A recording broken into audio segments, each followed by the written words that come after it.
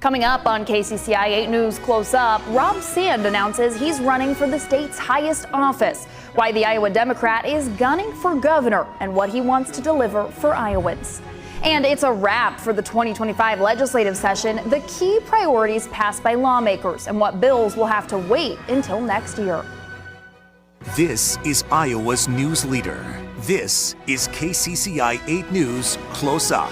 Good morning. Thanks for joining us for KCCI 8 News Close Up. I'm Chief Political Reporter Amanda Rooker. Well, Iowa lawmakers have officially wrapped up the 2025 legislative session. They worked on a long night, working through the night last Wednesday, spending more than 20 hours at the State House to finalize their $9.4 billion budget and push through their key priorities.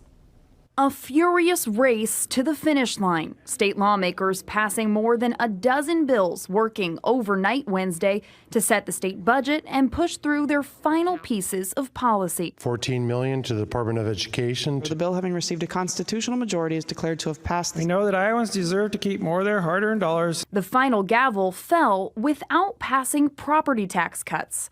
Republicans had said that was their top priority heading into the session. Iowans have been begging us to shift our focus to property taxes. I think it's time we focus on property taxes next. We want to make sure we address the rising property taxes. Voters across the state had told KCCI it was their top priority too. Property taxes are high enough.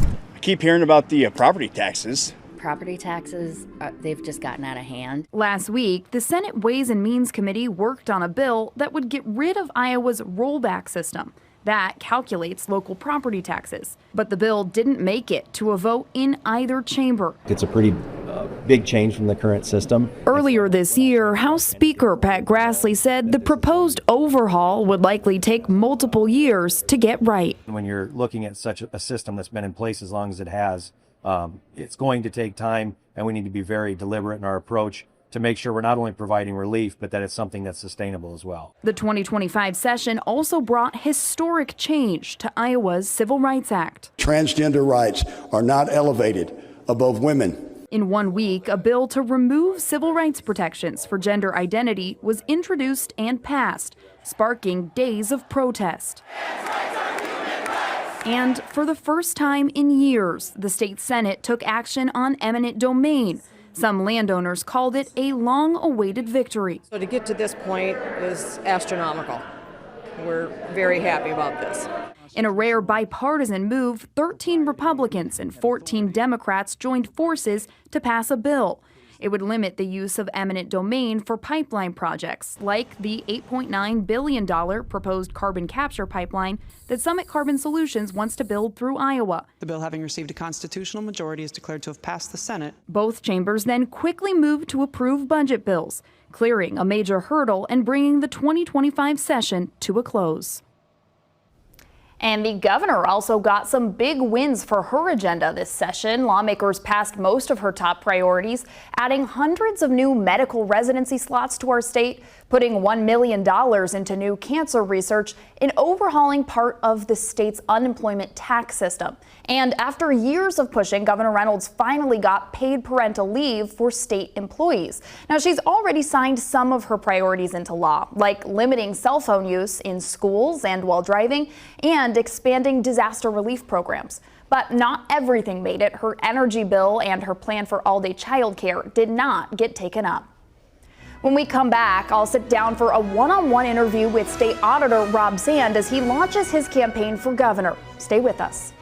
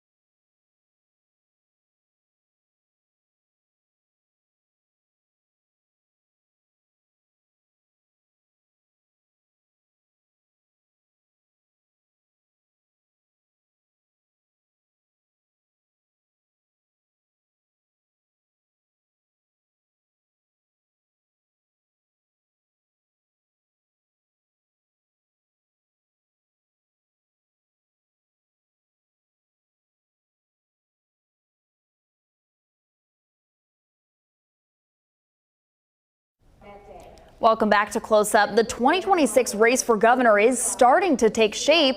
Kim Reynolds' announcement that she won't run for re-election created a wide open race. That's a rare moment in Iowa politics that could change the direction of our state.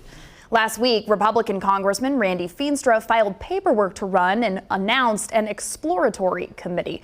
State Auditor Democrat Rob Sand also announced his campaign last week. Democrat Sandra Wilson and Republican Brad Sherman are also running for governor. Well, Rob Sand, thank you so much for joining us today. We appreciate it. Yeah, happy to be here, Amanda. Well, for Iowans who may not know, why don't you start by just telling me a little bit about who you are, your personal life, and your professional background? Sure. My wife, Christine, and I have 2 little boys. They are 8 and 11. No diapers, no naps, no cell phones, no teenagers. And have spent my professional career largely in what I think is important to think of as public service. I was the chief public corruption prosecutor for the state of Iowa for 7 years. So I prosecuted the film office tax credit scandal cases. I led the investigation and the prosecution of the largest lottery scheme in American history with Eddie Tipton. And I prosecuted a lot of violent crime in that time, as well as sexually violent predator civil commitment cases. When I ran for state auditor in 2018, got elected then, re-elected in 22. And my record there, I think, again, has been about focusing on serving all of Iowa. We started a government efficiency program that is so good at saving tax dollars that it's been copied in other states. And we uncovered a record amount of misspent money in my first term. A lot there.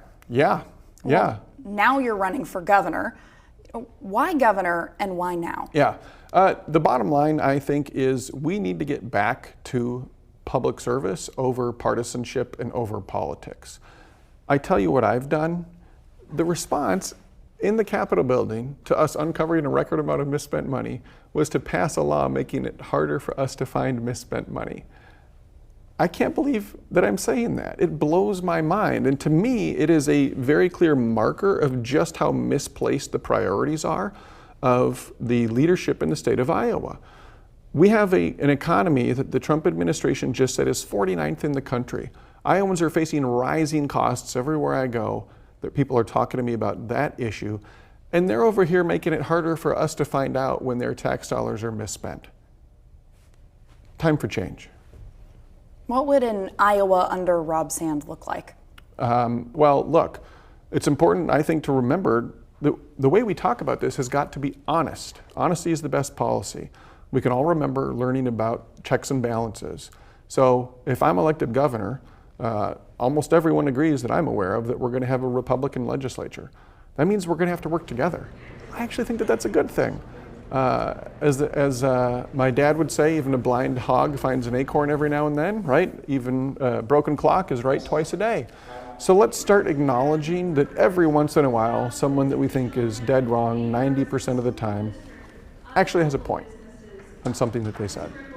If we have that situation where the 2 parties are forced to work together, I think that that's going to be better for the whole state of Iowa, because we will be focused on the whole truth and on including lots of different viewpoints, and we'll be focused not on serving a tiny little number of insiders and special interest groups.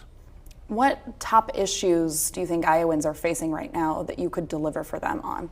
I think we can do so much to help relieve the pressure of rising costs on Iowans. Now, obviously, a lot of that is, again, we should be honest, nationally driven, internationally driven. But Iowa state government right now isn't doing what it can to reduce the pressure. And the number one way to do that is through government efficiency. We started a program in my first term called PI, Public Innovations and Efficiencies. Again, it's so good at saving tax dollars, it's actually been copied in other states. We have had that running since 2019.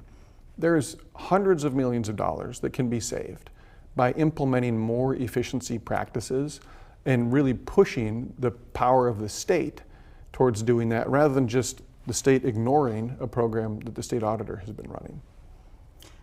The governor would say she's doing DOGE, Republicans are doing government efficiency as well. How would it be different under you if you were governor? Well, I want to say this. Again, for the folks that are on the task force, great. I'm glad we got people who are volunteering their time to find more ways to save money. There's almost an unlimited number of ways to save money. But for the comments from leadership right now, I'm sorry. If the entire country tells you that the bill you're about to sign is going to increase waste, fraud, and abuse by effectively making it so that the auditor's office can't deter people from misspending it because they know that they can hide it, you're not really focused on that then. So the number one way it would be different is we would be saying, we want to root out every little bit of waste, fraud, and abuse. So we would want to restore the power of the state auditor's office to deter people from abusing that in the first place. And for you, I know one of your arguments in this has been that it's not about politics. If there were a Republican state auditor, you would still restore that law as well, regardless of what party that person is. Watch me do it. Well, we have to take a quick break, but when we come back, we'll talk about the record of Republican leadership in Iowa and what that means for Sam's campaign as a Democrat.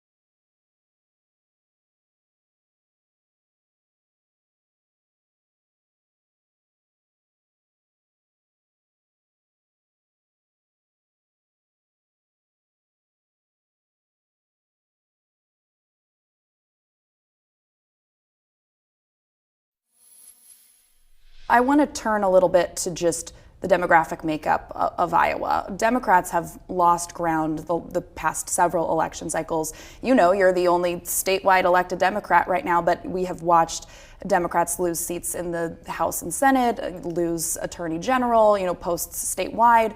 Iowa swung more right in the last November election. So what are you going to do to talk to Republicans, people who voted for Trump in the last election, to vote for Rob Sand for governor? Yeah, same thing I've been doing, which has been successful. The Iowans that we're talking about have voted for Donald Trump, then me, then Donald Trump, then me, then Donald Trump. I think they'll vote for me again. They know me. They know that my approach to things is not really Democratic. It's not Republican either. And a part of that is just who I am. If you went out there and you told someone, okay, there's a candidate that's running who was born and raised in a small town, whose faith is an incredible motivator for their life, who likes to hunt and fish and who owns guns, including handguns, which party are they in? The vast majority would tell you Republican. That's me. But I also talk about the fact that I think, Amanda, something every one of us understands, but nobody in the power structure really wants to talk about. The Democratic and Republican parties don't solve enough problems to deserve their little shared monopoly. We aren't doing our country a service by forcing people to choose between two candidates when they're not excited about either. Talking about that is the first piece of getting down the road to fixing it. And a lot of people who supported Donald Trump, they supported him actually for the same reason that many of them voted for Barack Obama. He's not really quite a Democrat or a Republican. They both took on their party's establishment.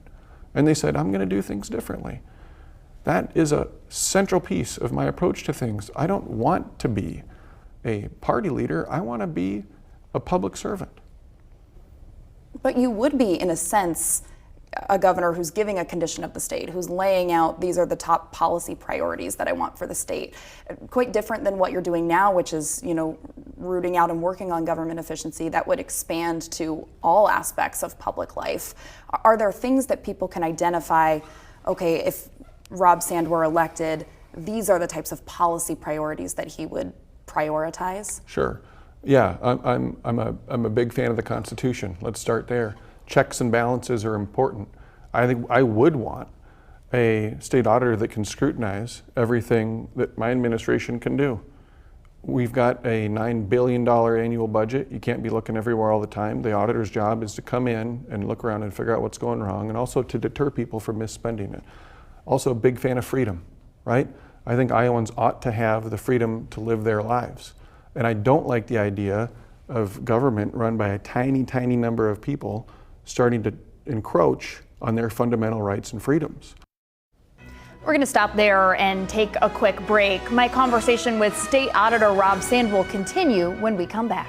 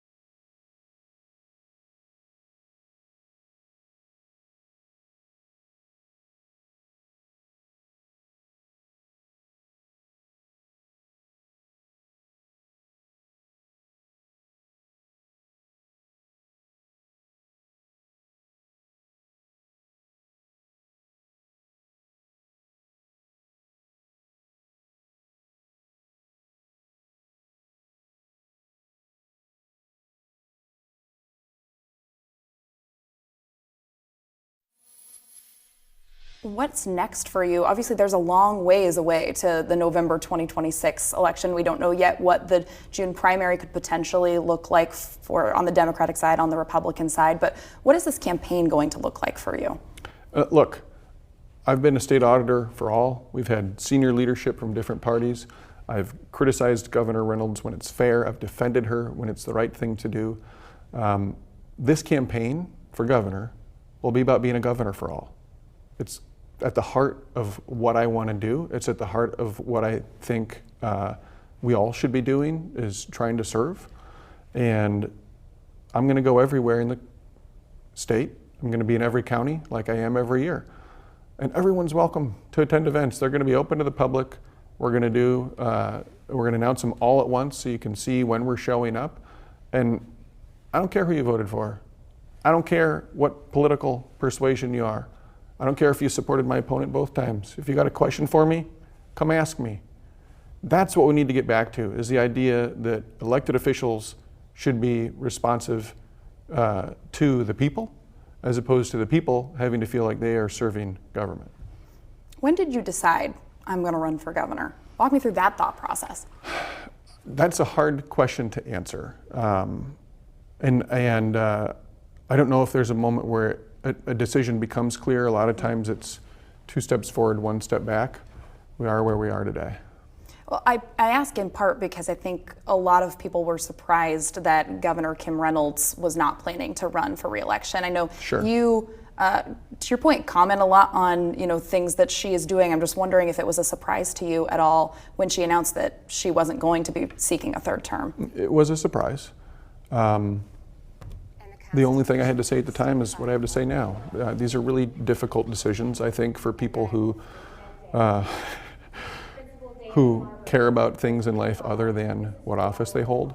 You've got family obligations. You've got the capacity to make a difference, and what amount of difference you can make maybe where you are versus somewhere else. It's complicated, and I said at the time when she said she wasn't running again, it's a difficult path that few understand outside of those who've chosen it, and I wish her and her family well in retirement.